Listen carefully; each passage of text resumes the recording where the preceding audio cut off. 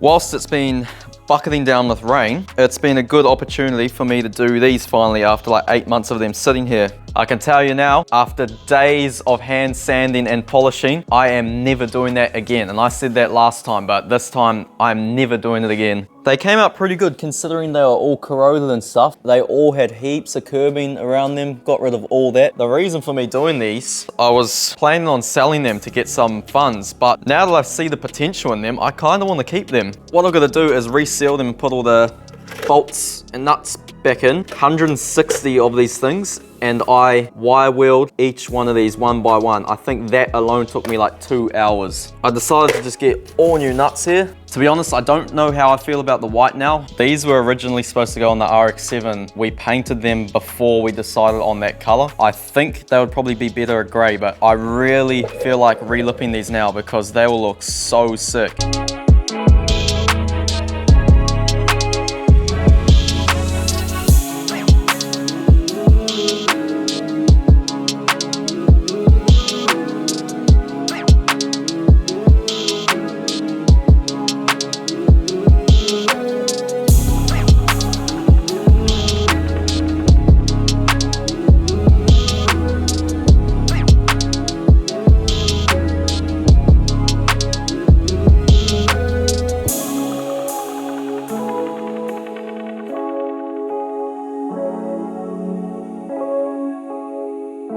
All right, I'm attempting some more powder coating. Got the valve covers here off the chaser. Gonna try make this engine bay a bit tidier because it's pretty shitty. What I'm doing is the center chrome and the valve covers chrome gold. What I didn't know is when I ordered these colors is I found out that it's like the hardest color to powder coat. So I do not have high hopes. The chances of me messing this up is like 90%. Even a lot of professionals turn these jobs away when people ask for chrome gold. So me being a beginner and having very cheap gear, yeah, we'll see. So I just got one cover there. Got this fitting welded on. Been meaning to do that for a long time. I got the center breather blanked off because they're just not necessary and get in the way. Big thanks to Jacob Wallace. He's done quite a bit of fab work for me. So the process of doing chrome gold is you need to do chrome first, bake it, and then do the gold over top. I got the other cover gassing out at the moment in there. Now I done this yesterday and it actually turned out way better than I expected. It did look even better than that, but once I put the clear on it, it dulled it. But there's nothing you can do about it. You have to put clear on chrome, otherwise it doesn't last and it goes pretty shitty. So I've heard from the professionals, if it goes to plan, it's gonna look pretty sick, but I do not have high hopes. So you basically just gotta gas them out to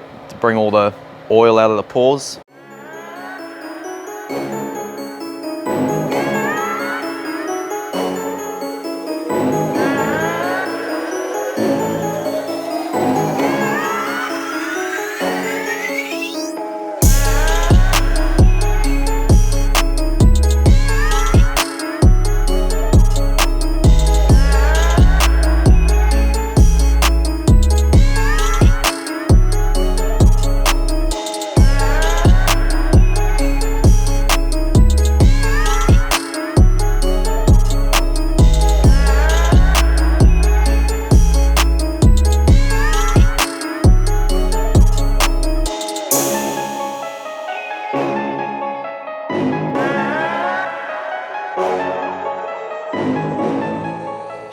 Wow, I must say I've done a lot better than I thought I would, but it's not perfect. The powder coating group I'm in, I saw a lot of horror stories and a lot of other people's work. And to be honest, I think I've done just as good, if not better than most people. After the first coat, it was looking so good. It was like a real pure gold. With this color, the coverage it's so hard to get good coverage. So this is our end result. It's definitely not bad, but it's gone a little bit more yellow, and this is what I was seeing from other people that have done it, the same scenario. I must say I did nail the chrome though. What do you reckon? What would you guys pick, the chrome or the gold? So yeah, I've obviously got to do that now. Still looks bloody good nonetheless. This is as unprofessional as it gets. So I do it on this bin here, and then I've got a fan that I turn on to blow the powder out. Hopefully there's some powder coaters that can tell me how I done. I really wanted to leave it after the first coat because it was so good, but it just wasn't quite covered properly. The key to this color is to do it real light,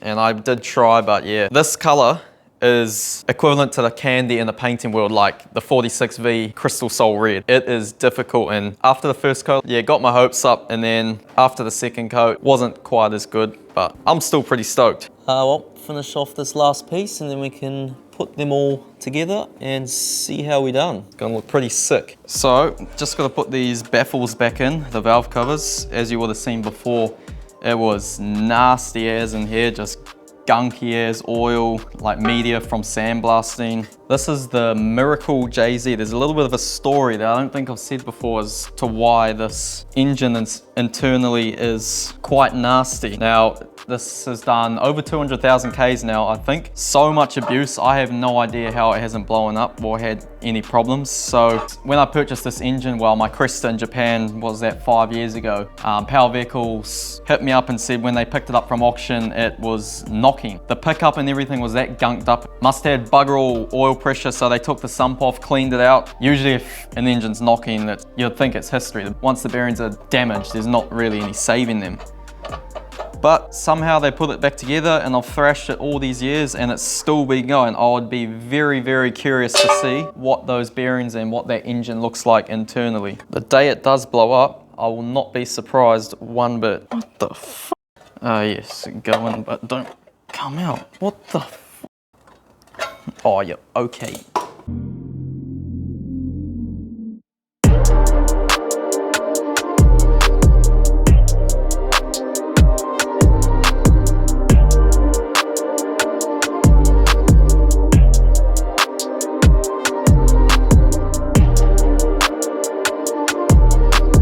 There's the end result, not bad. A shame everything else around it's fugly. It reminds me of the Platinum Racing Products gold. It's similar to that, it's like that more of an orangey. I did want it more gold, more of like a pure gold, like 24K gold. It's definitely still gold, but yeah, it's just, I just don't think the contrast between the car and that color it's just not exactly what I wanted, but still looks very good nonetheless. What do you guys reckon? Would you have just kept them all chrome, or does it look good? What else can I powder coat in here? I'm loving this powder coating. It's so like fun and satisfying. Engine bay needs a clean, whole car needs a clean, hasn't been cleaned in ages. So bumper, side skirt is now painted, bash bar is painted. I've started putting the skirt on, then realized I need to put my lip on. So just went to Bunnings and got this garden edging. Cheap, and it is perfect. Look at it. Something I've been humming and hawing about, the livery on this car. It's been on there for 2 years now, and I think I'm gonna take it off and go back to the clean look for now. Get another one in the near future with, I don't know, potentially new sponsors or something, but yeah, I'm about to pull it off for now, and it means I might be able to drive it on the street again without getting too much attention. Obviously at some stage I need to make a catch can set up somewhere, but for now, I can leave it like that and I'll have no problems at all. I used to just have it venting to atmosphere before, and like this thing and JZs in general just do not breathe. Well, this one doesn't anyway. Like, I've never had a drip of oil come out of my breathers. It's pretty crazy, really. I really, really want to paint this engine bay the same color as the car. I think it's really letting it down. Just trying to make this thing tidier because Australia's real big on style, and this car's lacking it a little bit, especially the engine bay anyway. So I've been so tempted to pull the engine out and just go get it painted. I don't know if I've got the time. I'm just over stuff just dragging on. It's a bit annoying because I should have done it whilst the gearbox was out. It would have been 10 times easier, but with the car just sitting in the corner, I just didn't even think about the car at all, really. The thing is, I know it'll be a snowball effect because I want to change this whole setup. I want to do cams and valve springs, heaps of other stuff I want to clean up, and if the engine's out, then it'll make sense to do all that at once, and it's just going to drag on, and yeah, now's just not the right time to do it.